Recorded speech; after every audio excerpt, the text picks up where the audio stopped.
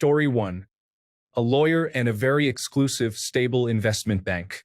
Then I would probably wait a few months before making any big decisions or buying anything expensive. I would sit on it and see what I really want or need to do with it. Story 2. Not a single person. I would immediately open up a limited liability company in Delaware so that it's confidential as to who I am. I would claim the lottery under the limited liability company so that it isn't traceable. I would live life somewhat normally and help people anonymously. Too much risk the other way. Story 3. Probably not. And if I did tell anyone, I wouldn't divulge the amount I'd won. Win £1,000,000, give someone £200,000 and you're generous. Win £10,000,000 and give someone £200,000 and you're being tight. Story 4. How much if we are talking about winning the jackpot? My best friend, so I can pay off her debts and then pay off mine and buy a disability-adapted bungalow for her and then a house for my family and me. No one else would need to know. Story 5. No one but Donna needs $50,000 for new teeth. If my relatives found out, they would be banging on the front door wanting a handout, and they all own their own houses and are not short of cash. Story 6. The only person I would tell would be my wife. She has always believed in me, been my biggest supporter and best friend. It would make me so happy to be able to travel with her and surprise her with some of the non-essential things we haven't been able to afford due to finances being tight over the last 5 to 6 years. Story 7. My friend, his family has money, yet he chose to build his own career and work from the bottom up, even if they would have given him a lot. He has always been generous and kind to me, so I don't feel like he's any risk. Story 8. After winning the lottery, believe it or not, my ex-husband. He understands financial matters better than I do and has connections that I don't for legal matters. And yes, he'd get a cut of whatever it is too. I absolutely trust him not to go talking about it. Story 9. Most likely wife, then lawyer. Assuming it's a sizable amount, my state lets winners set up and claim through a trust, so my name wouldn't be connected to the news. Story 10. I would show up to collect the lottery in a costume so no one would recognize me, and then I would call a tax lawyer, a wealth management firm, and an accountant. Then I would get a car and a new place and then tell my boyfriend, probably in person, which would mean I would fly across the country to him. Story 11. My friend, so we can laugh and schedule more meetings together. She works as a financial advisor, and we set up meetings where we basically just hang out. She can claim it's work because I already have a higher net worth than all her clients, so she just tells work she's trying to get me on as a client. Story 12. My boyfriend and husband, because I'm the certified talker in the house and they would genuinely never tell anyone. I'm the one that never stops talking and they're like content. I might downplay the earnings so they don't know I bought a cat sanctuary. Story 13. My mom. I trust her with my life, money, and children. She's not money hungry and would give me good advice. I would open an account for her to keep money in it since she gave me everything I have ever needed and more. Story 14. Besides the government, it would likely be the liquor store clerk himself.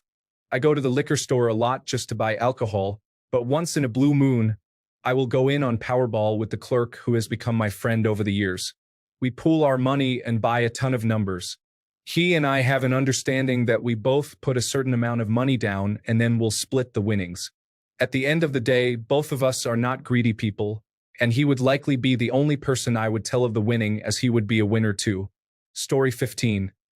Every single one of my better-off relatives who turned their backs on me and my family when we didn't have enough money to pay the power bill and had to go 2 weeks without electricity, just so I can have the pleasure of returning the favor when they're down on their luck and need help. Story 16. My husband and then my mother-in-law. She is the most logical and reasonable person I know. Plus, she is a retired lawyer for one of the biggest banks in Canada. Story 17. I would tell my best friend that I will buy her a house, so she can live stably with her low-functioning autistic son, who is 18 and will need care for life, instead of moving into rentals every 6 months. Story 18. Definitely a lawyer and then a financial advisor to get a trust set up to accept my winnings. Probably wouldn't even tell my wife until I got all that set up because half the state would know before I could claim the winnings the way she and her family talk. Story 19.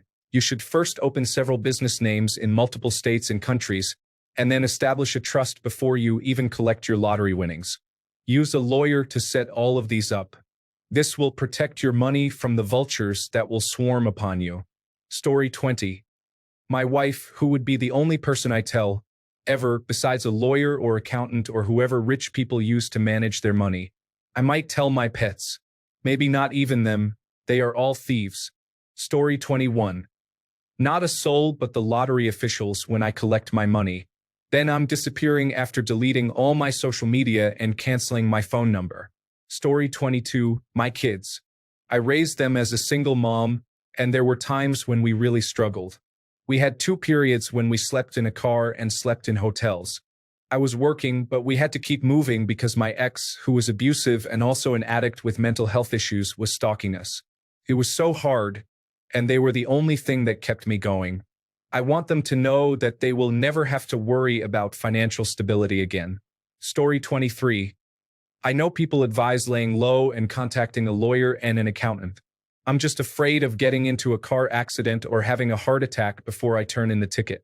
I'd want my emergency contact, my sister, to know. Story 24. Lawyer and accountant to make sure accounts are set up and everything is kept on the up and transparent for the Internal Revenue Service. Other than that, no one would ever know. No dramatic work exit, no extravagant spending. Story 25. My wife, then my cool grandma, with whom I made a deal that if either of us won the lottery, we would give the other $1 million and an accountant. That's about it. Story 26. I can tell you who I'm not telling. My mother. Aside from other people mentioning the obvious like a lawyer, accountant, or financial advisor, I'm not sure if I would tell anyone. It would be a tough decision. Now, assuming I did, it would be my partner and best friend, probably in that order. My partner is a very honest person, and I trust her honesty more than I ever thought possible with another human. My best friend is the definition of a ride-or-die friend. He would immediately be my right-hand man, and I probably wouldn't go anywhere without him. After that, it would be my kids. Then everyone else can find out on their own. Story 27. In Germany, you can stay anonymous with the win. There are also official state-sanctioned lottery advisors available. The only person good enough for that information would be my brother. Story 28. My parents are financially well off and in retirement. My mom was an investment banker for 20 years. Coming into a large sum of money wouldn't change their actions towards me. They'd be the first to start looking into lawyers and ways to set up a trust to protect and grow the money. Also, I'm not a tax accountant, but when claiming the lottery ticket, you can assign amounts to be paid out to avoid double taxation. I'd make sure that the people I want to give money to, such as my parents, would be given their money up front as well. I'd definitely be reaching out to large investment firms like JP Morgan or Fidelity to ask about wealth management. But again, Mom was an investment banker for 20 years and has taught me well. I would be more interested in how to structure my wealth for tax purposes than because I'm afraid I'd blow it. Story 29. Probably a lawyer, honestly, to get the tax stuff figured out. I'd then get an accountant. After that, I'd tell my girlfriend, and that's it. There will be signs, but not many people aside from me will know. Story 30. My girlfriend. First thing I'm doing is taking her to meet Taylor Swift in person. Then I am just going to buy a bunch of Lego. Then I'm going to use the remaining money to fund an independent movie and continue to make money from there. Story 31. My grandma.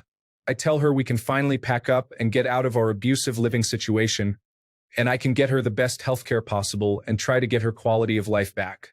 In the process of doing so, we'll never have to struggle to make ends meet ever again. Story 32. The first person I would tell is my mom. I have a spouse of 8 years, but my mom would be the first one to know.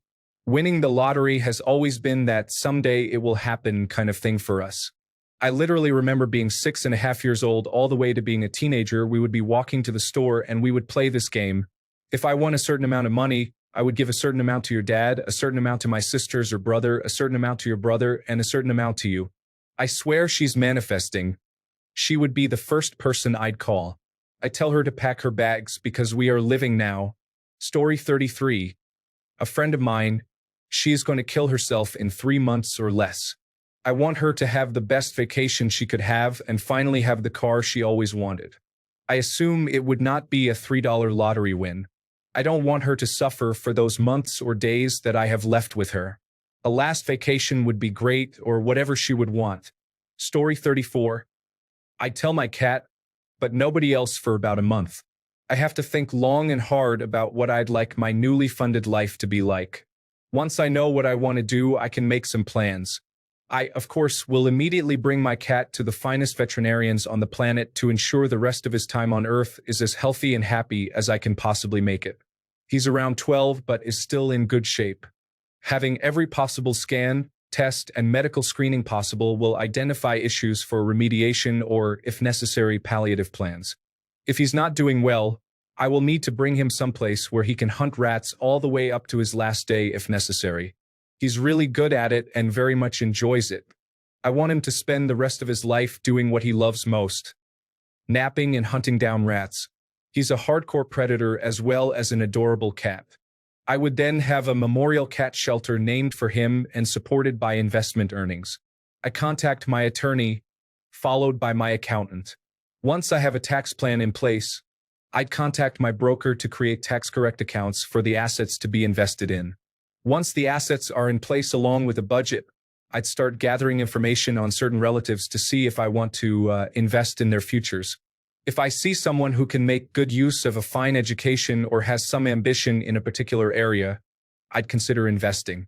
Anyone with young children will be offered access to the best schooling, and if the offspring show some potential, the best colleges they can get into.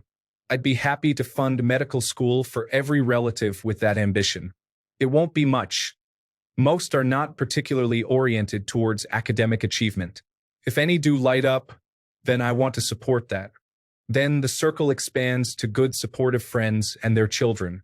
If any are aging, I'd likely relieve them of debts and put those who are seriously lacking on a lifetime private pension plan. I'd make up some bogus foundation to fund it as a fake research grant. No one would be told about the source of this benevolence unless it's necessary to get them to accept the help, and also never be told the size of the pool it comes from. Things would just suddenly improve. Story 35. My dad. He would say, "The lottery." Yeah, right. "So, what else is new?" And we'd chat for a bit. Then I would say I really did win. He would give me his lawyer's phone number. Story 36. I would not tell anyone. I would just pay off my mortgage and all my bills, donate to my favorite charities, deposit the rest in the bank, and act the same. Story 37. My bank, so they do not think it is fraudulent money or something. Then my best friend and mom, then financial advisor.